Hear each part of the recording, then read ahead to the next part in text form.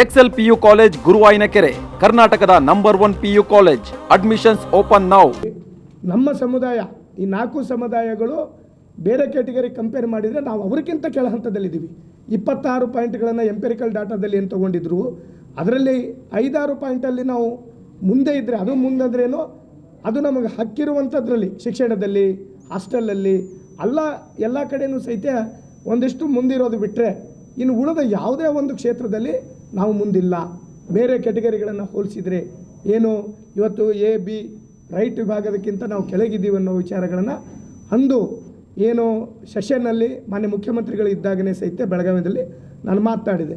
ಭಾಳ ಜನಕ್ಕೆ ಏನಿದೆ ಅಂದರೆ ಬಂಜಾರ ಸಮಾಜದವರು ನೌಕರರು ಭಾಳ ಮಂದಿ ಅದಾರ, ಏನದಾರ ಅಂತೇಳಿ ಆ ವರದಿಯಲ್ಲಿ ನಾಗಮೋಹನ್ ವರದಿಯಲ್ಲಿನೇ ಉಲ್ಲೇಖ ಮಾಡಿದ್ದಾರೆ. ಆ ಎಲ್ಲ ಗ್ರೂಪ್ಗಳಲ್ಲಿ ABCDಯಲ್ಲಿನೂ ಸಹಿತ ನಾವು ಹಿಂದುಳಿದಿದ್ದೀವಿ ಅಂಥೇಳಿ ಆ ವರದಿಯಲ್ಲಿ ಉಲ್ಲೇಖವನ್ನು ಮಾಡಿದ್ದಾರೆ.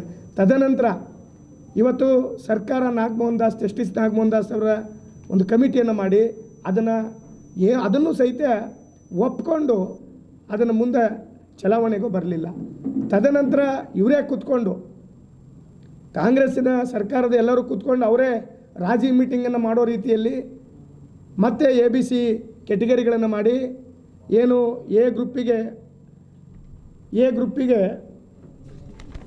5.5, 5.25, B ಗ್ರೂಪಿಗೆ 5.25 ಮಾಡಿದರು, C ಗ್ರೂಪಿಗೆ ಏನು 4.5 ಅಂತ ಕೊಟ್ಟರು. ನಾಗಮೋಹನ್ ದಾಸರು 17 ತೊಗೊಂಡಿದ್ರು, ಮತ್ತು ಇದನ್ನು 15ಕ್ಕೆ ತಂದು ಒಂದು ಪರಿಶಿಷ್ಟ ಜಾತಿಯವರಿಗೆ ಏನು 2% ಇನ್ಕ್ರೀಸ್ ಮಾಡಿದ್ರು ಮೀಸಲಾತಿ, ಅದನ್ನು ಸಹಿತ ಹಿಂದಕ್ಕೆ ತೊಗೊಂಡು ನಮ್ಗೆ ಅನ್ಯಾಯ ಮಾಡೋದು ಒಂದಾಯಿತು. ಎರಡನೇದಾಗಿ ಅದೇ ರೀತಿ ಪರಿಶಿಷ್ಟ ಪಂಗಡಕ್ಕೂ 7 ಇದ್ದಿದ್ದನ್ನು ಮತ್ತೆ 3ಕ್ಕೆ ಯಥಾಸ್ಥಿತಿಗೆ ತಂದು ಅಲ್ಲಿ ಅನ್ಯಾಯ ಮಾಡಿರುವಂಥದ್ದು.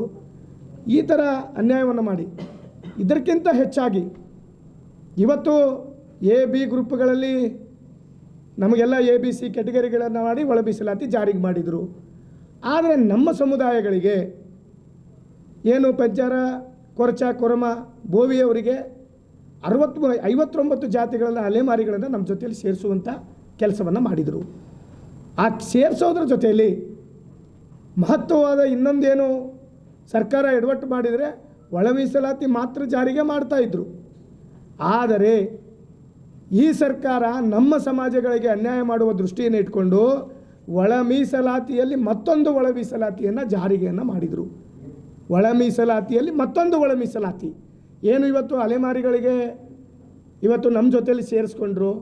4 ಜಾತಿ ಪ್ಲಸ್ 59 ಜಾತಿ ಅಲೆಮಾರಿಗಳನ್ನು ಸೇರಿಸಿ 63 ಜಾತಿಗಳಿಗೆ 4% ಮಾಡಿದರು. ಅದರಲ್ಲಿ ಮತ್ತೆ ನಮ್ಮ ಸಮುದಾಯಕ್ಕೆ ಅದರಲ್ಲಿ 1% ಅಲೆಮಾರಿಗಳಿಗೆ ಸಪ್ರೇಟಾಗಿ ಇನ್ನೊಂದು ಒಳ ಮೀಸಲಾತಿ ಜಾರಿಗೆ ಮಾಡಿ ಈ 63 ಜಾತಿಗಳಿಗೆ ಅನ್ಯಾಯ ಮಾಡಿರುವಂಥದ್ದು ಈ ಸರ್ಕಾರ ಅನ್ಯಾಯವನ್ನು ಮಾಡಿದೆ.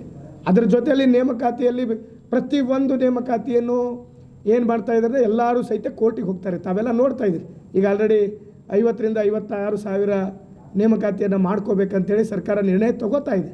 ಆ ನಿರ್ಣಯಗಳು ಹೇಗೆ ತಗೋತಾ ಇದೆ ಅಂದರೆ, ಯಾರಾದರೂ ಕೋರ್ಟಿಗೆ ಹೋದ್ಕೊಳ್ಳಿ ಅದನ್ನು ನಿಲ್ಲಿಸ್ಬಿಡೋದು, ಯಾವುದನ್ನು ಅದನ್ನು ಸಮಾಧಾನವಾಗಿ ಕರೆಸಿ ಅದನ್ನು ಸರಿಪಡಿಸ್ಬೇಕನ್ನೋ ಇಚ್ಛೆಯಲ್ಲಿಲ್ಲ. ತಾವೆಲ್ಲ ನೋಡಿದ್ದೀರಿ.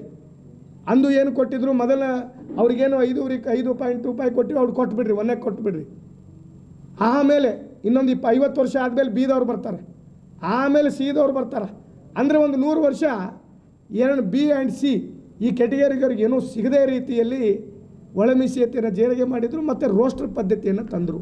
ಆವಾಗ ನಾವು ಸರ್ಕಾರಕ್ಕೆ ಮನವಿಯನ್ನು ಮಾಡ್ಕೊಂಡಿದ್ವಿ, ನೀವು ಪ್ರತಿಯೊಂದು ಡಿಪಾರ್ಟ್ಮೆಂಟ್ ವೈಸ್ ಹುಡ್ಕೊಂಡು ಹೋದರೆ ಈ 101 ಜಾತಿಯವರಿಗೆ ದೊಡ್ಡ ಘೋರ ಅನ್ಯಾಯವನ್ನು ಮಾಡ್ತೀರಿ.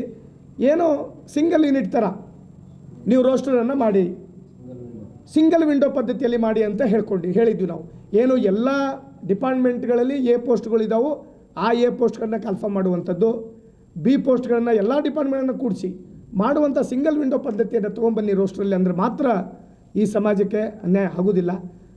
101 ಜಾತಿಯವರಿಗೂ ಸಹಿತ ಸಮಾಧಾನ ಆಗ್ತದೆ ಈ ರೋಸ್ಟರ್ ಪದ್ಧತಿ ಅಂತ ಅಂದ್ವಿ. ನ್ಯೂಸ್ ಫಸ್ಟ್, ನಿರ್ಭೀತಿಯಿಂದ ನಿಮ್ಮ ಪರವಾಗಿ.